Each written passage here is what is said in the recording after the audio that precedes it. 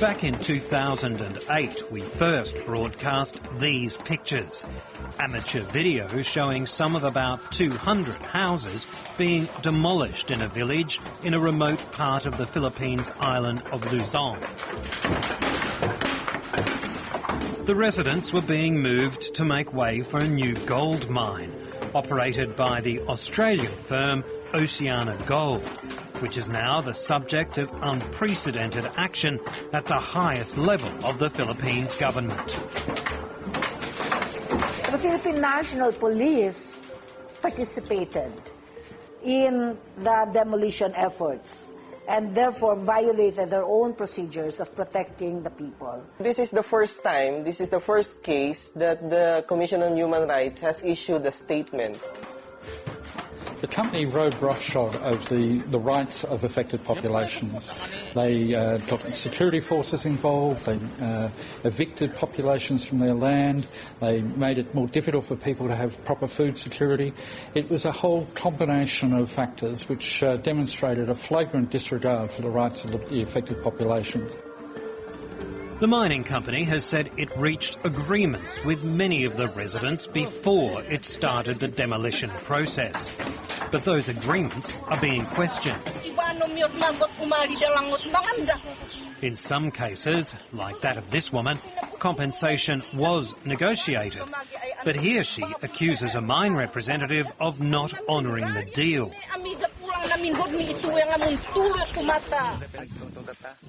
This man says he was given no notice of the demolitions and that he was only given instructions to negotiate compensation after the fact.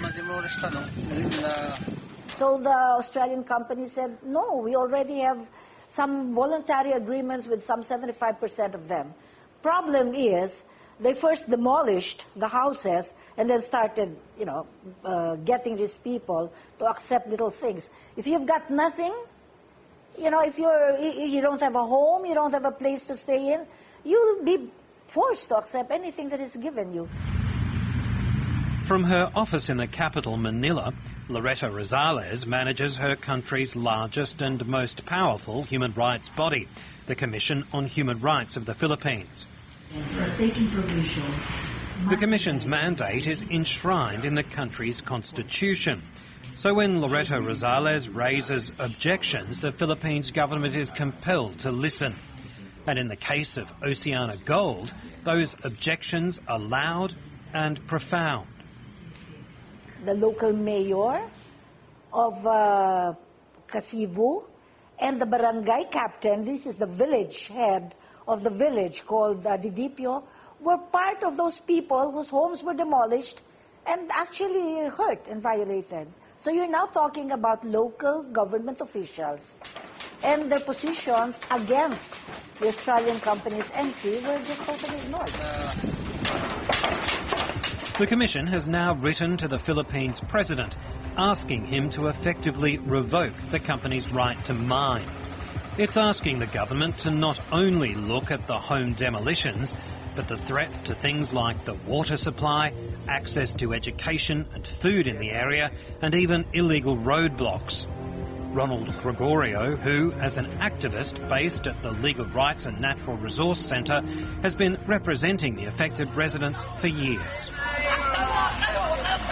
They were quite surprised that the Commission not only issued the findings, but also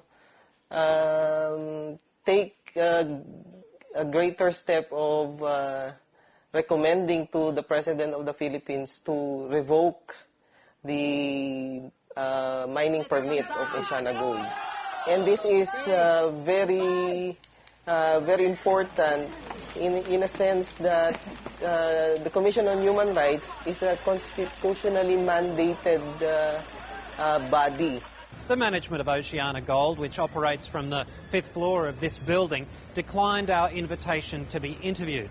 But in a written statement, the company says it's concerned by the fact it wasn't notified of the Human Rights Council's resolutions. It also says it will continue to develop the mine and is committed to ethical, responsible and sustainable mineral extraction. Oxfam Australia has also been following Oceana Gold's activities in the Philippines. Its executive director is Andrew Hewitt. Well, this confirms the seriousness of the allegations against Oceana Gold.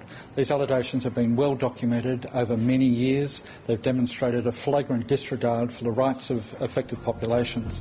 Oxfam is lobbying the Australian government to enact legislation to control the activities of the country's growing number of multinational mining companies. But Andrew Hewitt also says the case also serves to illustrate how it's bad business practice to ignore the wishes of people living around mine sites, even in remote parts of the developing world. They prioritise making money over the rights of the population, and they've paid the price. They're going to lose access to that investment. They've demonstrated that if companies want to operate in developing countries, they've got to be good corporate citizens.